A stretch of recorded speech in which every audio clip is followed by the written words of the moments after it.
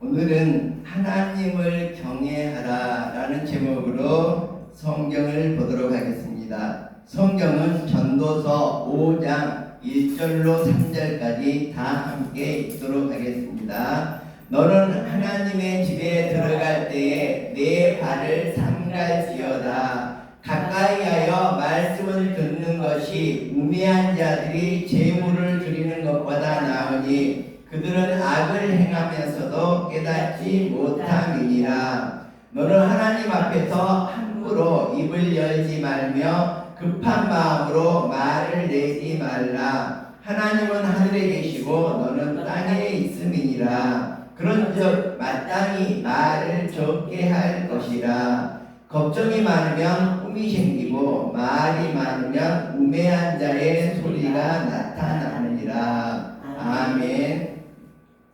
제가 여러분에게 수업을 하면서 항상 강조했던 것이 우리가 말을 조심해야 된다. 그리고 말하기를 적게 하고 듣는 것을 많이 하게 되면 우리가 품격이 있어지고 지식 있는 자가 되어지고 남에게 존중을 받을 수 있는 사람이 되어진다. 그 방법이 무엇일까? 우리에게는 귀가 2개 있고 입이 하나 있는데 세 사람이 모이면 귀가 6개입니다. 그래서 귀가 6개다 보니까 그 귀 수에 맞춰서 내가 말을 하면 된다. 나의 입은 하나이기 때문에 귀가 6개면 다른 사람이 5마디를 할 동안 내가 꼭 참고 내가 그 중간에 끼어들고 싶더라도 꼭 참고 내 마음속에서 내 생각을 정립하고 다시 한번 내 말들을 정결하게 정리해서 6번째에 얘기를 한다면 실수하지 않는다. 그리고 이렇게 말을 하면 다른 사람이 나를 지적으로 봐주고 나를 존중해주고 나를 품격 있는 사람으로 봐줄 것이다. 이런 얘기를 했습니다.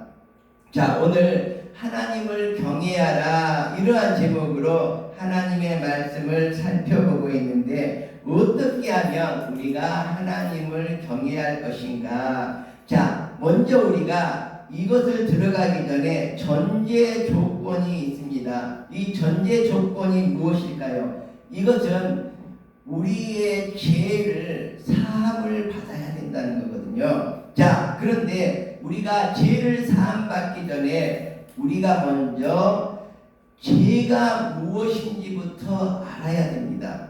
자, 우리가 생각하기를 죄는 도둑질하고 싸우고 훔치고 사기치고 이런 것들도 물론 죄라고 볼 수가 있습니다. 그렇지만 하나님께 향하는 우리의 죄는 인간을 향한 인간관계에서 나타나는 죄하고 또 틀립니다. 인간관계에서는 방금 얘기했던 이런 부분만을 잘 지키면 죄를 모면할 수 있다고 생각하는데 하나님께 지은 가장 커다란 죄는 무엇일까? 우리가 세상에서 사기치고 남을 해롭게 하고 이런 부분도 물론 하나님이 기쁘시게 여기지 않는 일이지만 하나님의 더욱더 마음 아픈 것은 하나님과의 관계가 단절된 상태라는 것입니다. 이것이 우리가 하나님 앞에서 가장 큰 죄악이라고 볼 수가 있는 것이죠. 예를 들자면 하나님께서 일주일에 한 번씩 나에게 나와서 나에게 예배해라 이렇게 말씀했는데 하나님의 말씀을 어기고 주님 앞에 예배드리지 않는다면 이것 또한 하나님과의 단절을 말합니다. 제가 언젠가 자녀가 집을 가출했다. 그럴 때가 가장 부모님의 마음이 아플 거라고 얘기를 든 적이 있습니다. 자, 왜 그럴까요? 부모님과의 단절이 있기 때문에 부모님께서 가장 섭섭해하고 가장 정말 커다랗게 마음 아파하는 부분이 아닐까 이렇게 생각을 합니다. 그래서 우리들도 하나님 앞에서 가장 큰 죄악이 무엇일까? 바로 하나님과의 관계가 끊어지고 하나님과 단절되는 것입니다. 이것은 무엇이냐? 곧 예배를 드리지 않고 하나님께 찬양을 드리지 않고 하나님께 기도하지 않고 말씀을 읽음으로써 하나님의 말을 우리 귀에 들이지 우리 마음속에 들이지 않을 때 이것이 바로 하나님과의 단절된 상태이고 하나님과의 관계가 끊어진 상태라고 볼 수가 있습니다. 자, 그러면 하나님과의 관계가 끊어져 버리면 어떻게 될까요? 제가 그런 일을 많이 들었는데 예쁜 꽃 한 송이가 있어요. 근데 이 꽃 한 송이를 툭 꺾으면 죽어버리죠. 그렇지만 죽지 않습니다. 그냥 멀쩡하게 살아있는 거예요. 그렇지만 뭐예요? 점점 시들어서 말라버려서 죽게 되는 거거든요. 이것이 바로 우리가 하나님과의 관계가 끊어진 상태라고 볼 수가 있습니다. 근데 꽃을 딱 꺾어도 아름다운 꽃이 그대로 있잖아요. 그래서 우리들은 착각을 하게 됩니다. 제가 항상 이론에서 얘기를 하듯이 이것이 바로 우리가 오류를 범하는 가장 큰 착각이거든요. 꽃을 꺾었는데도 싱싱하게 살아있다는 거예요. 진짜로 보니까 살아있는 거예요. 근데 어떻게 되는 거예요? 결국 나뭇가지에서 꺾어진 꽃은 생명이 없는 것입니다. 이론으로 맞지 않는 것입니다. 그것은 죽음입니다. 그래서 다른 사람들은 모두 싱싱하게 살아있다고들 찬양을 하고 기뻐하고 좋아하고 그렇습니다. 그렇지만 객관적으로 바라볼 때 전체적인 측면에서 바라볼 때 이 꽃은 죽어있는 거나 마찬가지죠. 그래서 우리들이 하나님과 단절하고 살아간다고 하더라도 당장은 싱싱한 것처럼 아름다운 것처럼 예쁜 것처럼 이렇게 보이지만 하나님과의 관계가 끊어져 버리면 그 순간 이미 그 꽃은 죽어버리고 점점 시들어서 말라 삐뚤어질 수밖에 없는 것이 바로 하나님과의 관계가 끊어진 가장 큰 죄라고 볼 수가 있습니다. 그래서 우리가 하나님을 경외하려면 가장 먼저 해야 될 게 하나님과의 관계를 회복하는 것입니다. 하나님을 떠났다면 하나님께 다시 돌아오는 것이고 하나님의 예배를 드리지 않았다면 다시 예배를 시작하는 것이고 기도하지 않았다면 기도하고 찬양하지 않았다면 다시 하나님을 찬양할 때 나무가지가 그 뿌리 기둥에 접붙임을 당해서 다시 새싹이 돋아나듯이 우리들은 그러한 주님 앞에 접붙임을 하나님 앞에 접붙임을 받아서 하나님과 단절된 삶이 아니라 하나님과 정말 교제하는 삶, 하나님과 함께하는 삶을 살아갈 수가 있습니다. 바로 우리가 하나님을 경외하는 가장 큰 것이 무엇이냐? 바로 그냥 하나님 곁에 있는 것입니다. 하나님 곁에 있는 것이 바로 하나님을 경외하는 것이다.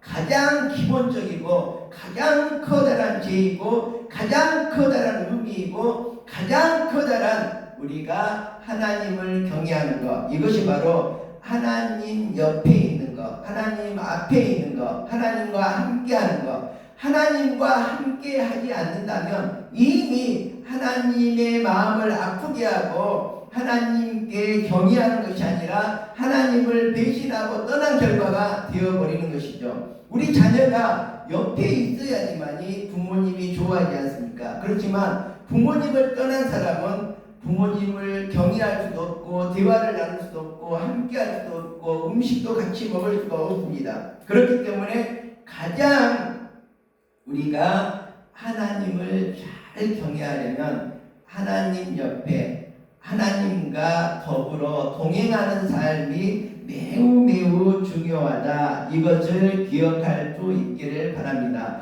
오늘 성경 말씀을 한번 읽어보도록 하겠습니다. 1절입니다. 너는 하나님의 집에 들어갈 때에 내 발을 삼갈지어다. 이렇게 얘기를 하고 있습니다. 가까이하여 말씀을 듣는 것이 우미한 자들이 제물을 드리는 것보다 나으니 그들은 악을 행하면서도 깨닫지 못함이니라. 이렇게 얘기를 하고 있습니다.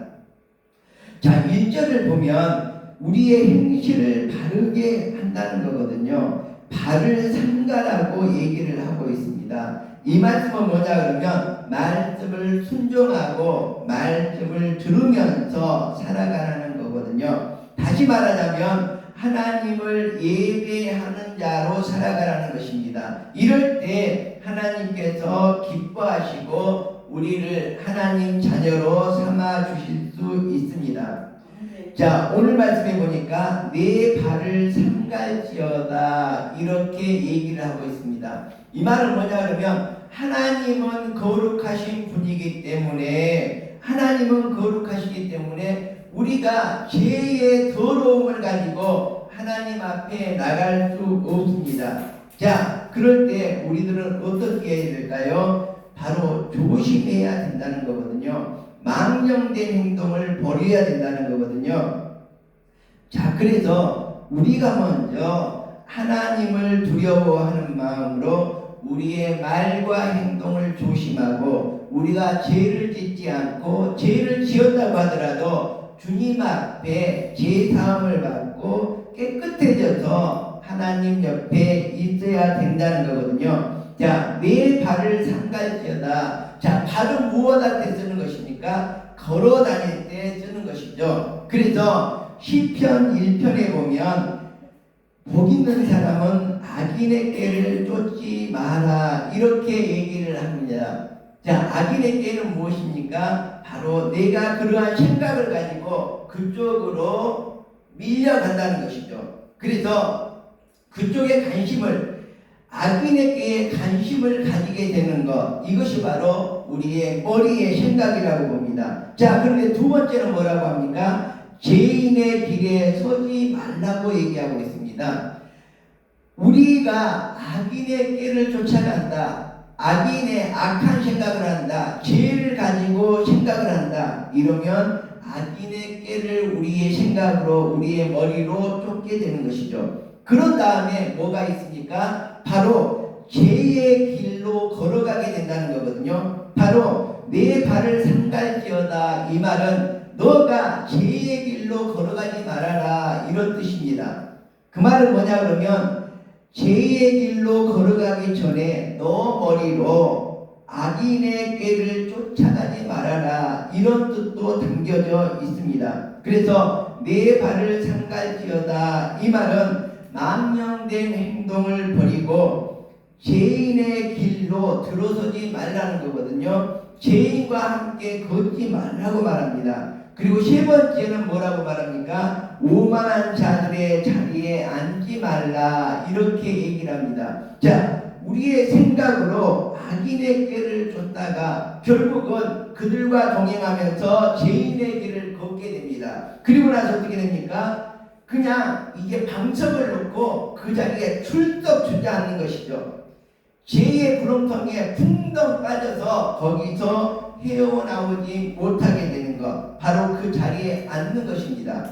자, 내 발을 조심 삼갈지어다, 이 말은 바로 어떻게 보면 죄인의 길에 들어서지 말아라 이 뜻이지만 그 전에 우리의 머리로 악인의 길을 쫓아가지 말아라 이런 뜻이 있고, 두 번째 죄인의 길에 서지 말아라 이런 뜻이지만, 그리고 오만한 자들의 죄의 구렁텅이에 풍덩 빠져서 나오지 못하는 그러한 모습이 되지 말아라. 그래서 이러한 모습이 되지 않을 때 복 있는 사람이다 이렇게 시편 1편에서는 얘기를 하고 있습니다. 그래서 우리 예배자가 지킬 본분을 얘기를 하고 있는데, 몸과 마음을 정결히 해야 되겠다. 자, 우리가 앉아서 발로 축구를 찹니까? 아니죠. 앉아서는 손으로 무엇을 하거든요. 그래서 어떻게 보면 우리의 머리로 악인의 길을 쫓아가지 아니하고 우리의 발로 죄인의 길을 쫓아가지 아니하고, 그리고 우리의 손으로 오만한 짓을 여러 가지 죄악들의 구렁이에 빠져서 죄악의 구렁텅이에 빠져서 우리의 손으로 죄를 지으면서 살아가지 말라는 것, 이것이 바로 1절에서 말씀하는 내 발을 삼갈지어다 이러한 뜻이 있다고 생각을 합니다. 그리고 두 번째는 가까이 하여 말씀을 들으라 이렇게 얘기를 하고 있습니다. 이 말은 곧 순종하다는 뜻입니다. 이 사무엘상에 보면 이런 얘기가 있습니다. 사울이 하나님의 뜻이 아니라 인간의 뜻대로 자기의 의지대로 그냥 제사만 드리는 거예요. 마음은 오는데. 그래서 그때 하나님의 말씀은 이렇게 얘기를 하고 있습니다. 순종이 제사보다 훨씬 낫다. 예. 우리들도 제사만 드리려고 하는 것이 아니라 어떻게 보면 주님 앞에 순종하는 삶을 살아가는 것이 매우 중요하다는 것을 느껴야 될 것입니다. 가까이 가서 기도하고 바로 듣는 마음이 바로 순종이라고 볼 수가 있습니다. 자, 우리가 이렇게 하나님의 말씀을 들으려면 어떻게 할까요? 순종하려면 어떻게 할까요? 첫 번째는 귀로 들어야 됩니다. 귀로 들으면 믿음은 들음에서 나기 때문에 그렇습니다. 그리고 두 번째는 뭐냐 그러면 믿고 순종을 해야 됩니다. 그리고 세 번째는 그대로 행해야 된다는 것입니다. 그래서 우리가 항상 말씀을 듣고 말씀을 가까이 하고 하나님을 따라가서 순종하는 삶을 살아가야 되는데 그것은 무엇이냐? 먼저 하나님의 말씀을 들으라는 거거든요. 자, 우리가 하나님의 말씀을 듣는 방법도 있지만 읽는 방법도 있습니다. 그리고 하나님의 말씀을 말하는 방법도 있습니다. 그래서 우리가 하나님의 말씀을 들으라 이것은 하나님의 말씀을 귀로 듣고 지금 여러분들이 예배를 드리는 것도 하나님의 말씀을 듣고 있는 것입니다. 우리가 조금 전에 예배 드리기 전에 하나님의 말씀을 읽었는데 이것도 바로 하나님의 말씀을 듣는 것이라고 볼 수가 있습니다. 그리고 우리가 기도할 때에 함께 마음속으로 기도할 때에 사도신경을 암송할 때에 주기도문을 암송할 때에 바로 하나님의 말씀을 내 입으로 말하는 것이거든요. 그래서 우리는 하나님의 말씀을 항상 입으로 귀로 듣고 눈으로 보고 입으로 말할 수 있는 사람이 되어야 됩니다. 그럴 때 우리가 우리 마음속에서 믿음이 생겨나고 순종하는 삶을 살 수가 있는 것이고 그럴 때에 그대로 행하게 되는 하나님의 뜻대로 행하게 되는 그래서 그의 나라와 그의 의를 구하면서 살아가는 우리들이 되리라고 확신을 합니다. 자, 우리 인생에 있어 참 만족은 무엇일까? 정말 이런 노래가 있습니다. 사람을 보며 세상을 볼 때 만족함이 없었네. 이런 노래가 있거든요. 그렇지만 우리들이 오직 하나님만을 바라볼 때 참 만족이 있다는 하나님의 참 선물이 바로 사람을 바라볼 때가 아니라 하나님을 바라볼 때 나타난다는 것을 우리가 찬양으로도 부르고 있습니다. 자, 시편 24편에 보면 우리가 여호와의 산에 여호와의 산에 오를 자 누구인가 이렇게 얘기를 하고 있습니다. 우리가 과연 여호와의 거룩한 곳에 설 자가 누구인가? 성경에서는 이렇게 말을 하고 있습니다. 자, 거룩한 곳에 설 사람이 과연 내가 될 것인지 이 시간 생각을 해보아야 할 것입니다. 자, 그리고 나서 24편에서 무엇은 얘기를 하냐면 첫 번째 손이 깨끗한 사람, 이 사람이 하나님의 거룩한 산에 오를 자라고 얘기를 하고 있습니다. 두 번째는 마음이 청결한 자가 하나님의 산에 여호와의 산에 올라가서 하나님의 거룩함에 참여할 수 있다고 말하고 있습니다. 세 번째는 뜻이 예배하는 데 있는 자가 바로 여호와의 산에 오를 자라고 얘기를 하고 있습니다. 그리고 네 번째는 거짓 맹세를 하지 않는 자, 거짓으로 이 세상을 살아가지 않고 하나님 앞에 거짓으로 나아가지 않고 진실됨으로 정말 신령과 진정으로 나아갈 때에 바로 그 사람이 거룩한 곳에 서고 여호와의 산에 올라서 정말 주님과 함께 정말 저 천국에서 저 천국을 소유한 사람으로 살아갈 수 있다고 얘기하고 있습니다. 아멘. 요한복음 4장에도 보면 이런 말씀이 있습니다. 참되게 예비하는 자들은 영과 진리로 예비할 때가 온다. 이렇게 얘기하고 있습니다. 우리가 거짓은 안 됩니다. 사기는 안 됩니다. 정말로 우리들은 참되게 주님 앞에 나아가야 된다는 것입니다. 이때가 곧 이때라고 얘기를 하고 있습니다.